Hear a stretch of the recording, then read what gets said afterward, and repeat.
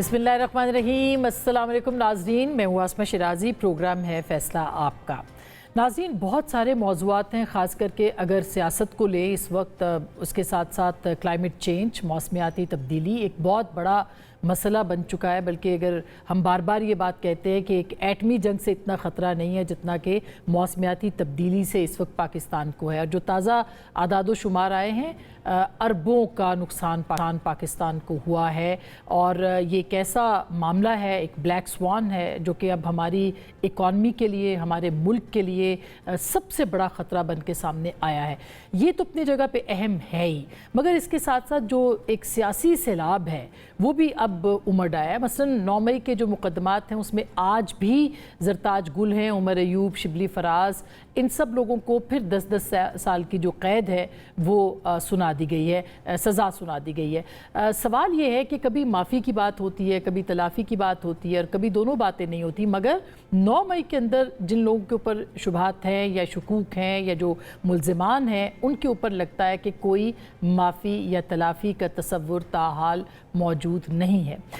माफ़ी का मामला कहाँ से शुरू हुआ, सुहेल वड़ाई साहब के कॉलम तक कैसे पहुंचा, उसके बाद से जो क्लैरिफिकेशंस आई और फिर जो मामलात हैं उससे पहले भी सिद्क़े दिल से माफ़ी का एक तसव्वुर जो है वो मौजूद है। इसके ऊपर हम बात करेंगे, ये मौजू बहुत अहम है। इसके साथ साथ NFC अवार्ड 27वीं तरमीम, जिसकी के बाज़ गश्त एक मरतबा फिर है। NFC अवार्ड तश्कील पा चुका है, उसका पहला इजलास 29 अगस्त को है। इसी तरह से नए सूबों के क़याम का मामला, जिसे कि बहुत से लोग बेवक्त की रागनी जो है वो करार दे रहे हैं, इसके ऊपर वफाक क्या सोचता है, फेडरल गवर्नमेंट क्या सोचती है। ज़िमनी इंतखाबात आने वाले हैं, क्या पाकिस्तान मुस्लिम लीग नवाज़ उन ज़िमनी इंतखाबात में जो कि लड़ रही है जीत पाएगी, नहीं जीत पाएगी, कितने अहम है, नवाज शरीफ साहब उसको खुद लीड कर रहे हैं। ये सारे मामलात हैं, ये सब मौज़ूआत हैं, इनके ऊपर बात करेंगे। और शख्सियत हमारे साथ जो मौजूद हैं, वज़ीर दिफा जनाब ख्वाजा मोहम्मद आसिफ साहब, उनसे हम बात करेंगे। अस्सलाम वालेकुम ख्वाजा साहब। सर, बहुत बहुत शुक्रिया आपके तशरीफ़ आवरी का, वक्त देने का। बहुत दिनों के बाद आपसे बात हो रही है, बहुत से मौज़ूआत इकट्ठे हमने कर लिए हैं।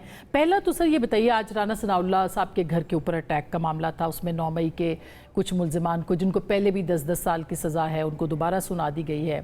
आप क्या समझते हैं, जो माफ़ी के तनाजुर में ख़ास करके ये कोई माफ़ी तलाफ़ी की गुंजाइश नहीं है अभी भी? देखिए, मैं इस पे तो कमेंट नहीं करूँगा क्योंकि एक जुडिशल प्रोसेस है और उनके पास जो है अभी अपील के दो जो राइट्स जो है ना, दो हक जो हैं जी उनके पास हैं और वो हाई कोर्ट के लेवल पे अपना केस जो है रीड कर सकते हैं, पर सुप्रीम कोर्ट भी ले जा सकते हैं। लेकिन मैं इस पे सिर्फ इतना एक ब्रीफ कमेंट करूँगा कि पाकिस्तान की सियासत ने बड़े नशेबो फराज देखे 75-76 साल में, लेकिन सियासी पार्टियों के साथ बड़ी बड़ी जुल्म ज़्यादती हुई। इसमें मियाँ नवाज शरीफ की 3 दफ़ा गवर्नमेंट बरतरफ हुई, मियाँ नवाज शरीफ को जो है 4-5 साल कैद काटनी पड़ी। जुल्फ़िकार अली भुट्टो को फांसी चढ़ा दिया गया। मैं समझता हूँ कि वो एक ऐसा जुल्म हुआ हमारी सियासत में जिसकी खमियाजा जो है आज भी कौम जो है किसी न किसी सूरत में भुगत रही है।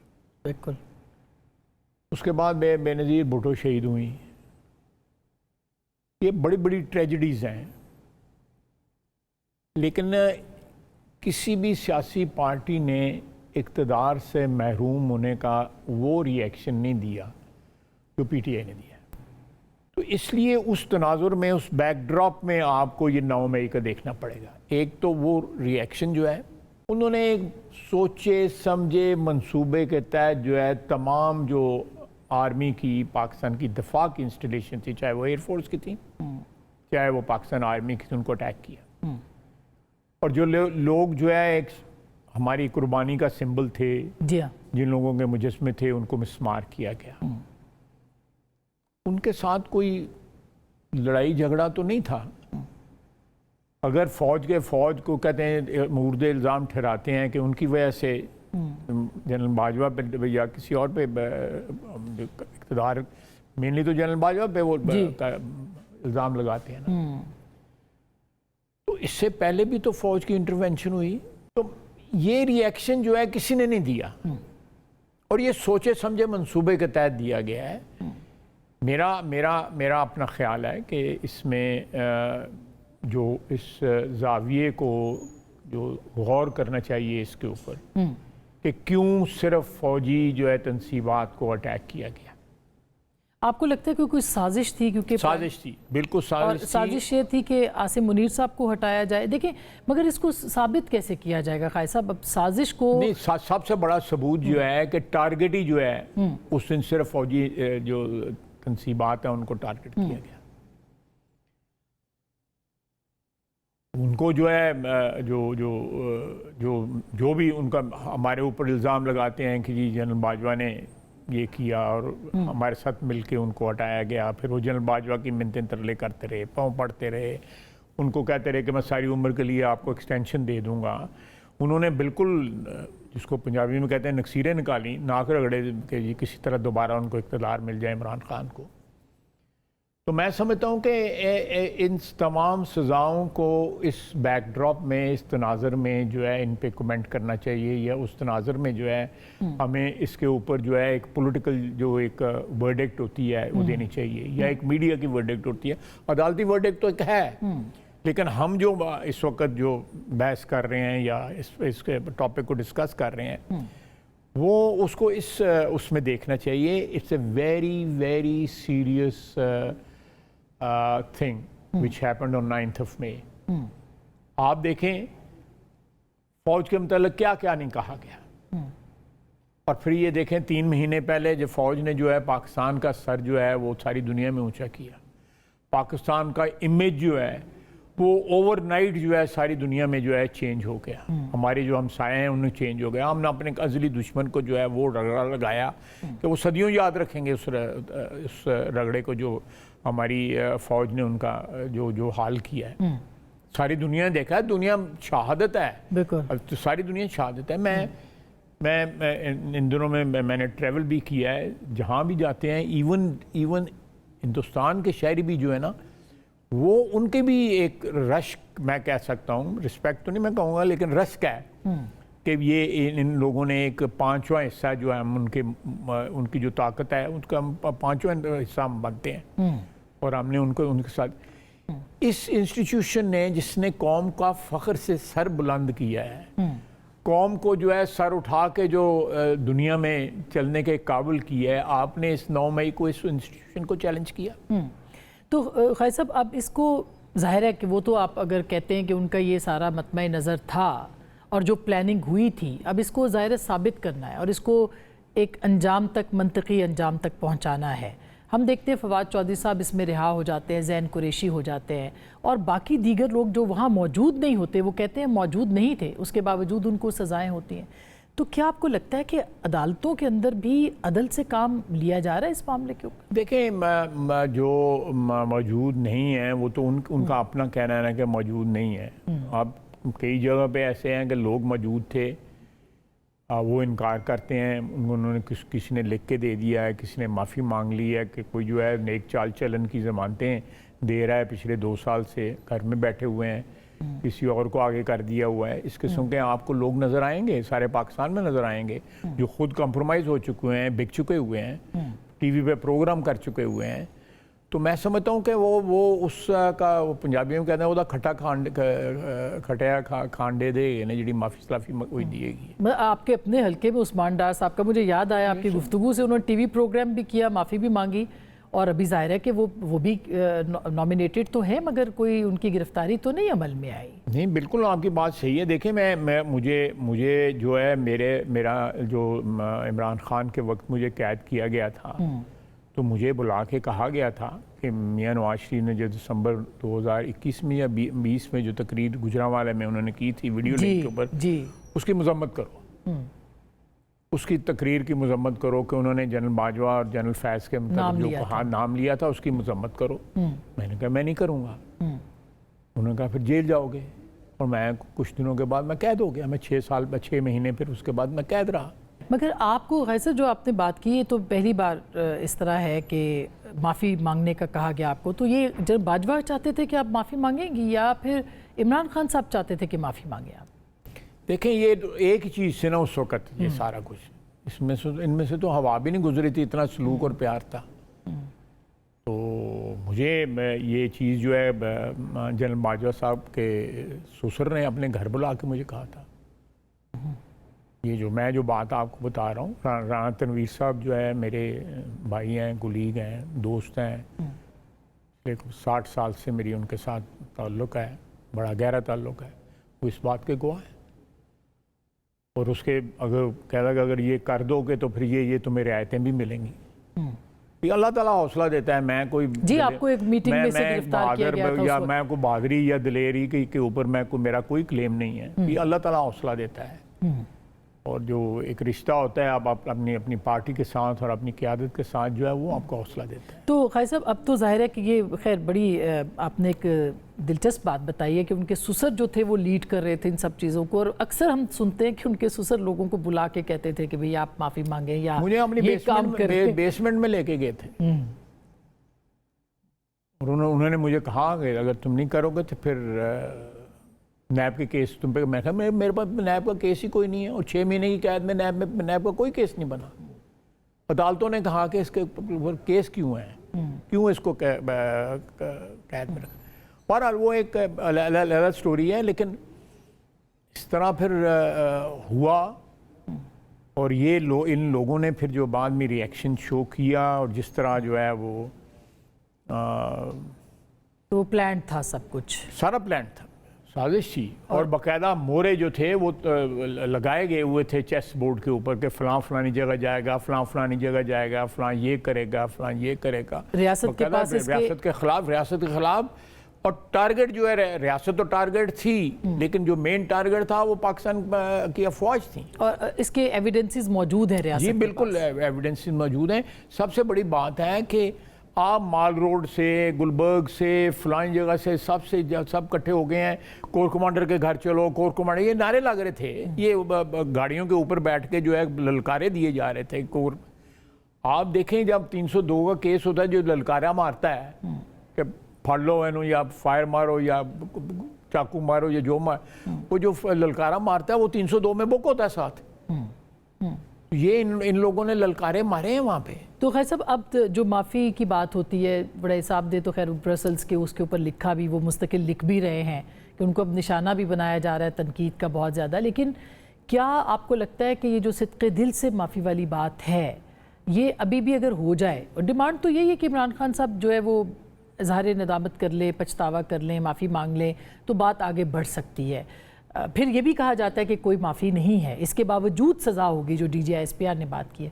हुकूमत का क्या मौक़िफ़ है सर इसके हवाले से? देखिए हम तो हुकूमत का तो मौक़िफ़ ये है कि हम कानून के साथ हैं और 9 मई को जो कुछ हुआ है वो पाकिस्तान की तारीख़ में कभी रिपीट नहीं होना चाहिए। और अगर हुआ है तो उसका कोई ना कोई एहतसाब होना चाहिए, उसका हिसाब जो है चुकाना चाहिए जो है उस चीज़ का। और जिस इंस्टीट्यूशन को उन्होंने टारगेट बनाया, उस इंस्टीट्यूशन ने जिस तरह अपनी अज़मत का एतराफ़ करवाया, ना सिर्फ पाकिस्तान में, सारी दुनिया में। 3 महीने पहले जो हिंदुस्तान के साथ हमारे अपनी अज़मत का एतराफ़ करवाया उन्होंने, दुरुस्त बात। ये इसके ऊपर किसी को शक नहीं है, किसी को शक नहीं है, दुनिया में किसी को शक नहीं है। तो आप उस गिरेबान के ऊपर हाथ डाल रहे हैं, जो गिरेबान जो है आपका मुहाफ़िज़ है, जो आपकी फ़िज़ाओं की हिफाजत करता है, जो आपके पानियों की हिफाजत करता है, जो आपकी मिट्टी की हिफाजत करता है। तो आपका किसी एक देखें, मैं माजी में क्रिटिसाइज़ करता रहा हूँ। मैं एस्टेब्लिशमेंट को, उस वक़्त की फ़ौजी हुकूमत को, जनरल मुशर्रफ की हुकूमत को, अयूब खान की हुकूमत को, इनको करते रहे। एक वक्त में हमने उनका साथ भी दिया, फिर मैंने उसकी माफ़ी भी मांगी कि ये गलत किया हमने, लेकिन हमने उसकी उस तकद्दस को कभी जो है वो कॉम्प्रोमाइज़ नहीं होने दिया। ये जो है मैं समझता हूँ कि कोई ग्रीवेंसेस होते हैं, उनको सियासत के मैदान में जो है वो सेटल होना चाहिए। तो आपको लगता है कि अब यही बात मैं पूछने लगी थी कि ये अब कहीं ना कहीं तो इसको एंड होना है। इमरान खान साहब कहते हैं मैंने माफ़ी नहीं मांगनी, वहाँ से कहा जा रहा है कि माफ़ी के बगैर बात आगे नहीं बढ़ेगी, तो फिर इसकी एंड गेम क्या है? आई मीन कोई क्लू है किसी के पास कि क्या होगा?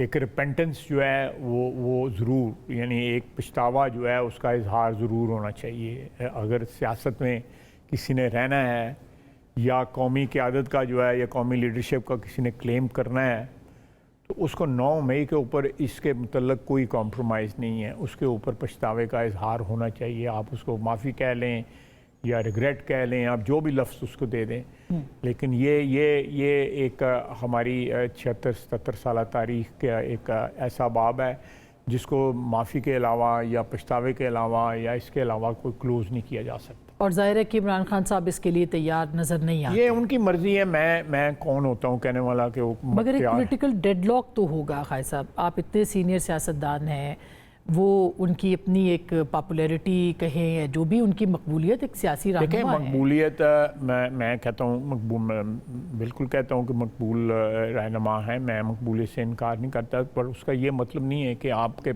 के साथ 4 आदमी हों और आप जो है जाके कोर कमांडर के घर पे या GHQ के ऊपर हमला कर दें, या मियाँ वाली जाके बेस पे हमला कर दें, या ISI के दफ्तर का फैसलाबाद में हमला कर दें, या सियालकोट में डिव कमांडर के घरों के ऊपर हमला करने की कोशिश करें।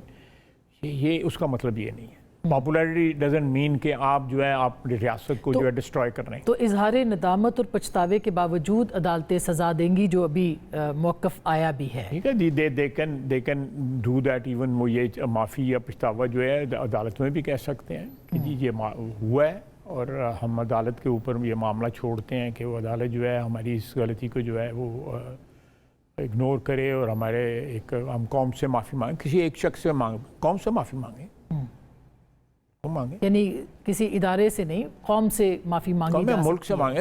अदारा भी तो कौम का अदारा है ना। बिल्कुल, पार्लियामेंट के अंदर उनकी क़यादत या इमरान खान साहब। ये बिल्कुल कि जी ये हुआ है, लेकिन इन पे कौन एतमार करेगा? ये आज कुछ कहते हैं, शाम को कुछ कहते हैं, सुबह कुछ कहते हैं। 2-3 दर्जन आदमी जो हैं इनके मुख्तलिफ कमेंट करने वाले हैं। एक कहता है वो झूठ बोल रहा है, एक कहता है वो गलत कह रहा है, एक कह रहा है मैंने ये नहीं कहा था, फिर कहते हैं वो तो कैद में था, उन्होंने तो कुछ भी नहीं कहा था। तो ट्वीट करना होता है, ट्वीट हो जाता है।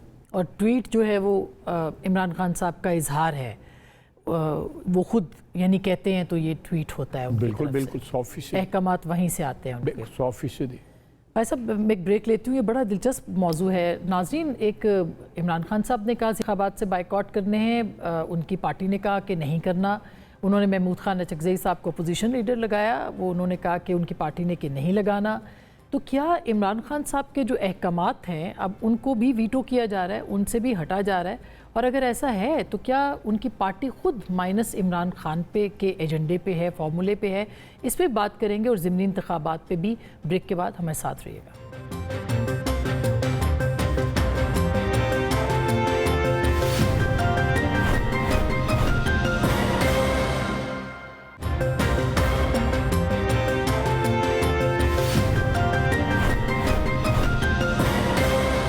वेलकम बैक नाजरीन, एक दफ़ा फिर आपको खुशामदीद कहते हैं। ख्वाजा मोहम्मद आसिफ साहब हमारे साथ मौजूद हैं, वज़ीर दिफा, पाकिस्तान मुस्लिम लीग नून के सीनियर रहनुमा और सीनियर सियासतदान भी। ख्वाजा साहब, अब ये जो आप जैसे लोग जो हैं वो ये सोचते तो होंगे कि इस मामले को कहाँ जाना है। मसलन एक है कि पहले हम सुनते थे minus Nawaz Sharif, like it और नॉट वो माइनस तो हो गए, यानी वज़ीर आज़म तो नहीं बने।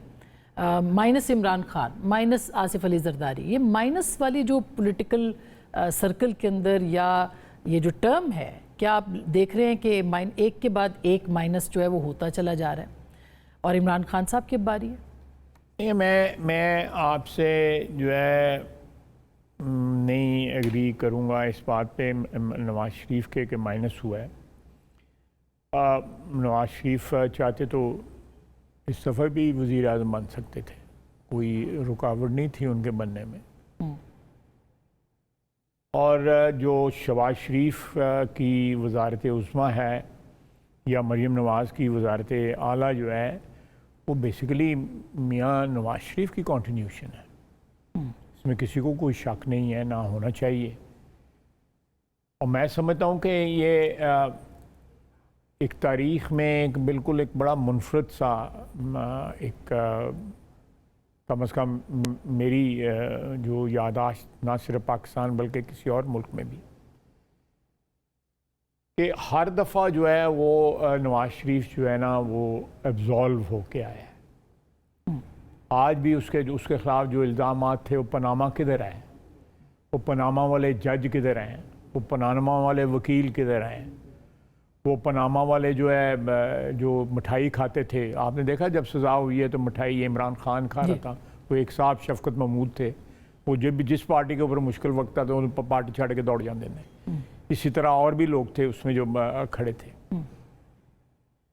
देखिए नवाज शरीफ ने बार बार यह साबित किया है कि 93 हो, 99 हो, 2017 हो, वो अगर मैं कहता था, मैंने असेंबली में कहा था बार बार आएगा, मेरा कायद आएगा, शेर आएगा, तो वो आया है ना।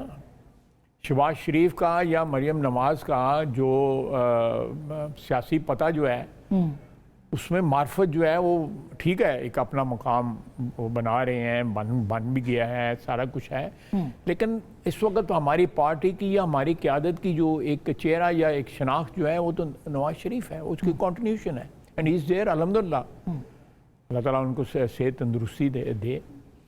लेकिन ये फिनोमेना आपको कहीं और नहीं नज़र आएगा दुनिया की जो मॉडर्न हिस्ट्री की जो सियासत में, कहीं कहीं आपको नज़र नहीं आएगा कि इतनी क्राइसिस जो है एक लीडर जो है वो सरवाइव किया हो, इतनी क्राइसिस जो है एक्सट्रीम जो है लोगों ने राइट ऑफ कर दिया हो 93 में, मैं फिर कहूँगा 99 में, 2017 में, कि नवाज शरीफ वापस नहीं आएगा, कभी नहीं वापस आएगा। लेकिन वो इक़्तिदार और इक़्तिदार से महरूमी या इक़्तिदार पे फायज होना जो है ये इंसानों के हाथ में तो नहीं है, ये तो जो इसके पास इक़्तिदार आला है उसके हाथ में। बिल्कुल। तो आपको लगता है इमरान खान साहब के साथ भी ऐसा हो सकता है, क्योंकि अभी सुप्रीम कोर्ट ने उनको ज़मानतें भी दी हैं? मैं कोई किसी किस्म की प्रोडिक्शन नहीं करूँगा, मैं कोई गैब का इल्म मेरे पास नहीं है, लेकिन नवाज शरीफ के ऊपर किसी किस्म का कोई ऐसा इल्ज़ाम जो है ना माजी में लगा ना अब लगा, ना पनामा का सही जो था वो, ना वो जहाज़ अगवा करने का जो केस था ना वो सही था, पनामा वाला भी गलत, उससे पहले वो गलत, उससे पहले 58(2) लगाई गई जो बाद में उस बीबी शहीद ने और मियां नवाज शरीफ ने मिलके वो ख़त्म की कॉन्स्टिट्यूशन से। तो मैं समझता हूँ कि ये कंपैरिजन नहीं हो सकता इनके ख़िलाफ़। इन्होंने अपना इक़्तिदार महरूमी जो हुई है इनकी, उसके बाद इन्होंने उसके बाद रियासत के गिरेबान पे हाथ डाला। इन्होंने जो हमारे जो मुक़्तदर और एक तक़द्दुस वाले अदारे हैं, मैं अदारों की बात कर रहा हूँ, जिनकी कुर्बानियाँ जो है वो पिछले 78 साल के अंदर जो है हमारी तारीख़ में जो है बार बार आपको नज़र आती हैं, और अभी ये 3 महीने पहले भी उनकी कुर्बानियाँ जो हैं आपके सामने हैं। उस अदारे को उन्होंने जब चैलेंज किया तो मेरा ख्याल है कि हमारी 78 साल तारीख में किसी लीडर ने ये इस तरह चैलेंज नहीं किया। तो फिर सर इसका तो ये जो है ना ये नहीं बनता, कंपैरिजन नहीं बनता। अच्छा, ना नवाज शरीफ के साथ बनता है, ना बेनज़ीर के साथ बनता है, या किसी और सियासी लीडर के साथ है। अपनी ज़ात अव्वल और आखिर अपनी ज़ात के मफादात के अलावा किसी चीज़ में जो है इमरान खान नहीं बिलीव करता। पाकिस्तान कोई उनके बिलीफ सिस्टम में पाकिस्तान की कोई हैसियत नहीं है। उनके बिलीफ सिस्टम में बतौर सियासी रहनुमा ज़ाहिर है आप लोग तो 2+2 का, हम नहीं कहते प्रेडिक्शन करते हैं, मगर 2+2 तो करते हैं, और आप जैसा सीनियर सियासतदान इतनी दहाइयाँ आपने देख ली सियासत की, आपको लगता है कि इमरान खान जो है वो माइनस हो जाएंगे? वो तो प्लस नहीं हो रहे उस तरह से देखा जाए अगर, तो अंदर रह के जेल के अंदर उनकी जो मकबूलियत है उसके हवाले से भी मैं समझता हूँ जो अगर मैं आपका सवाल समझ सका हूँ कि जो पिछले 1 साल 1.25 साल से या 1.5 साल कह लें शहबाज शरीफ की हुकूमत ने की जो अचीवमेंट हैं, और जो हमारी हुकूमत की और ख़ुसूसन हमारी अफवाज की जो अचीवमेंट हैं, उन्होंने उस चीज़ को ज़रूर बैकग्राउंड में भेजा है जिसकी आप बात कर रही हैं। फ़र्क पड़ा है, चांसेस जो है मादूम हुए हैं, वो चांसेस जो है जो आप कह रहे हैं रिवाइवल के, और अगर हम परफॉर्म करते हैं तो मेरा ख्याल है कि चांसेस जो है ना वो बिल्कुल ख़त्म हो जाएंगे। आपको लगता है उसका रिजल्ट ज़िमनी इंतखाबात होने वाले हैं उसमें नज़र आएगा? इसमें आपकी नज़र तो आएगा। मीटिंग्स भी हुई हैं, मैं समझता हूँ कि सबसे बड़ा अगर लोकल गवर्नमेंट इलेक्शंस होते हैं जो मेरा ख्याल है अगले 5-6 महीने में ज़रूर होंगे। सुप्रीम कोर्ट का फैसला भी है, कोर्ट ने डायरेक्ट भी किया हुआ है। वो एक बहुत बड़ा पैमाना होंगे मकबूलियत को जो है वो जांचने का। तो खाई साहब इसका मतलब ये है कि आप कॉन्फिडेंट हैं, इस्टेब्लिशमेंट से आपको कोई ख़तरा नहीं है, हुकूमत और मुक़तदरा एक सफ़े पे हैं, तो वो ये सफ़ा बरकरार रहेगा, ये रिलेशनशिप मैंने ये आपके प्रोग्राम में मेरे ख्याल हाइब्रिड का मैंने नाम लिया था। मेरा ख्याल है कि हाइब्रिड जो तजर्बा है वो उसने डिलीवर कर रहा है।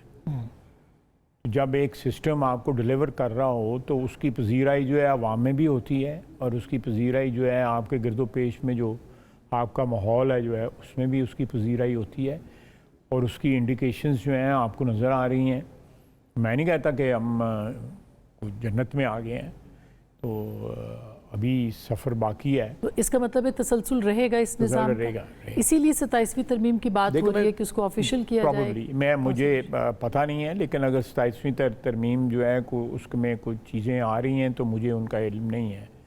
मैं कोई बाई नेचर जो है कोई इतना क्यूरोसिटी नहीं मुझे होती चीज़ों की। जिस तरह आती हैं चीज़ें मैं उनको एक्सेप्ट करता हूँ, राय मांगे मैं राय भी देता हूँ।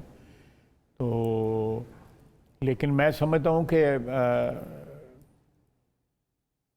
जिन लोगों ने हमला किया 9 मई को फ़ौजी तनसीबात के ऊपर और जिस तरह उन्होंने हमारे शहीदों की जो है वो बेहुरमती की, वो शायद कभी सोच भी नहीं सकते थे कि हिंदुस्तान के ऊपर जो है हमें इस तरह अल्लाह ताला फतह अता फरमाएगा। इस तरह के मौजे इंशाअल्लाह ताला अल्लाह ताला ज़रूर हमारी बेहतरी के लिए अल्लाह ताला हमें नेक हिदायत दे। नसीहत एक कौम के हम उसके दिखाए हुए रास्ते पे चलें। बात कर रहे हैं ख्वाजा मोहम्मद आसिफ साहब से। एक छोटी सी ब्रेक ले रहे हैं, ब्रेक के बाद वापस आएंगे, हमारे साथ रहिए।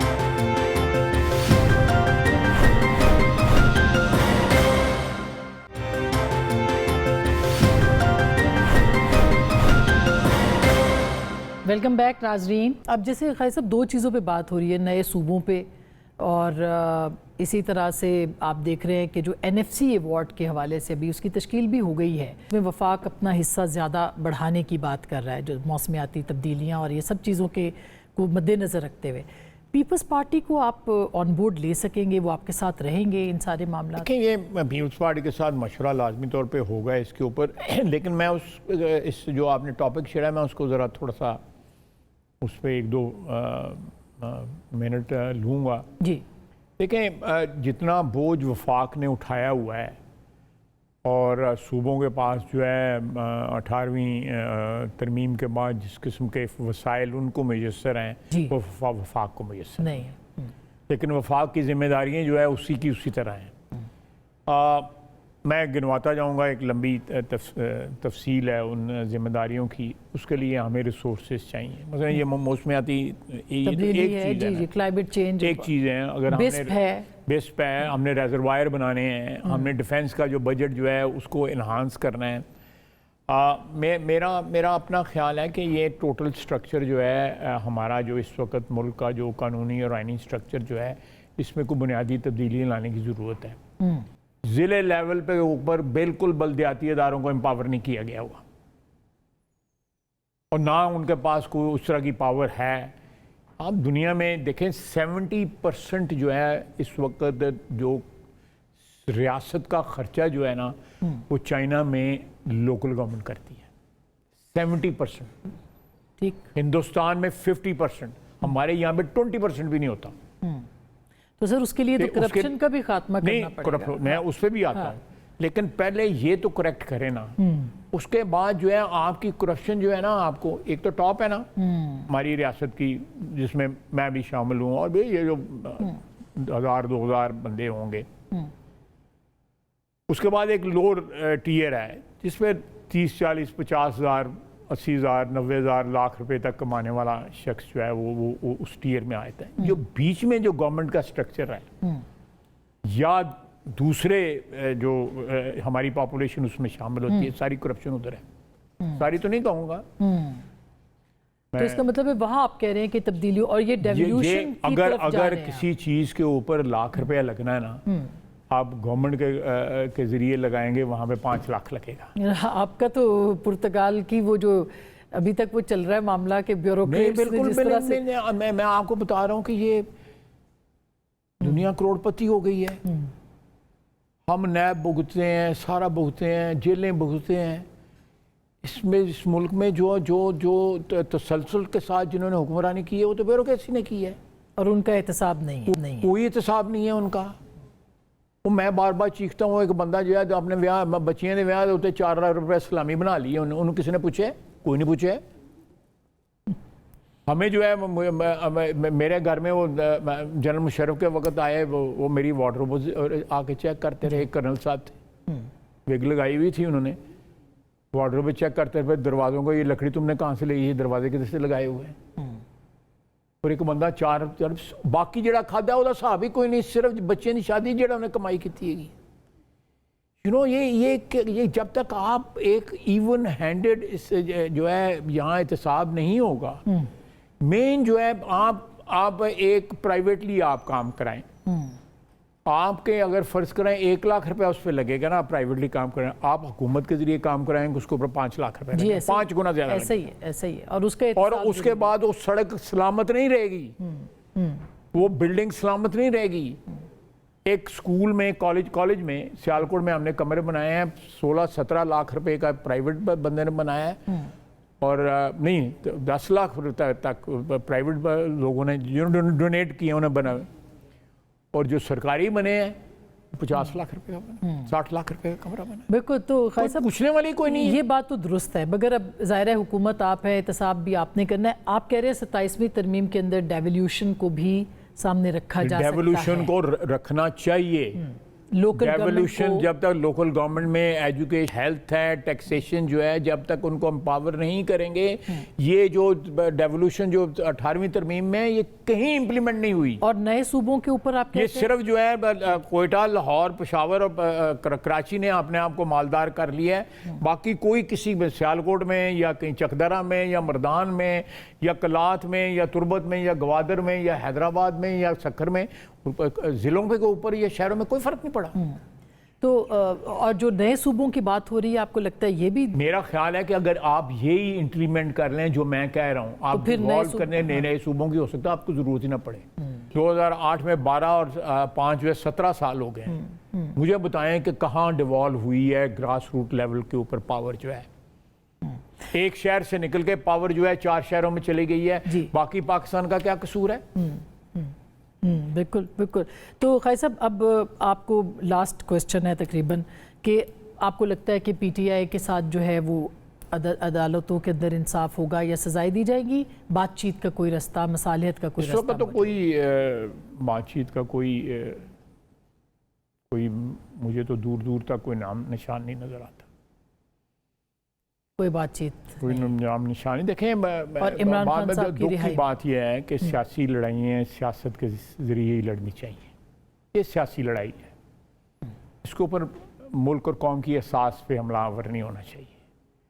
आप जो है रियासत पे हमलावर हो रहे हैं, आप सोशल मीडिया के ऊपर अकाउंट्स जो हैं वो पाकिस्तान मुखालिफ अकाउंट चला रहे हैं, आप खड़े होके कह रहे हैं कि पाकिस्तान की जो हुकूमत जो है मोदी के साथ मिली हुई है, जंग जारी है उस वक्त।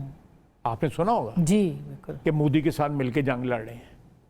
ਅਸੀਂ मोदी ਨੂੰ ਕੁੱਟ ਲਾਈ, ਉਹਨੂੰ ਹੁਣ ਤੱਕ ਹੋਸ਼ ਨਹੀਂ ਆਉਂਦੀ ਪਈ, ਤੇ ਤੁਸੀਂ ਕਹਿੰਦੇ मोदी ने मिलो। ये अलीमा खान साहब ने बयान दिया हुआ। हाँ, तो सर चलते चलते उनके बेटों को भी अब देखे ना, 9 मई का केस कब बना था, गिरफ्तारी उनकी अब आई है 2.25 लेकिन साल के बाद। अभी भी जो है वो अकाउंट जो है वो स्टेट मुखालिफ अकाउंट जो है ना, रियासत मुखालिफ, मेरे मुखालिफ करें, मेरी लीडरशिप के मुखालिफ करें, सियासतदानों के मुखालिफ करें, लेकिन जब आप अदारे और उसके मुल्क के खिलाफ जो है करते हैं। आपको लगता है अलीमा खान साहब और उनके साहबजादे इसमें? ये मुझे नहीं पता, मैं उस डिटेल में, लेकिन देखे ना, कहा ना पीटीआई वाले ना, आपको भी पता है कि खान नहीं तो पाकिस्तान नहीं। ये सारी चीज़ डिफाइन होती है इस एक नारे से कि खान नहीं तो पाकिस्तान नहीं। नारा तो ये होना कि मैं रहूँ ना रहूँ तो इसको बार बार कर दे, इफ्तिखार अहलर का शेर है ना, बिल्कुल। उजाड़ दे मेरी मट्टी को दर बदर कर दे, मैं रहूं ना रहूं तो इसको बार बार कर दे। बिल्कुल, मैं जिस मेरी belief मकान तो में ये रहता हूँ उसे घर कर दे। बिल्कुल सही बात सर। जिस मकाम में रहता हूँ उसको घर कर दे। सर बहुत शुक्रिया, थैंक यू सो मच। नाजरीन, गुफ्तगू आपने सुनी है, फैसला आपका।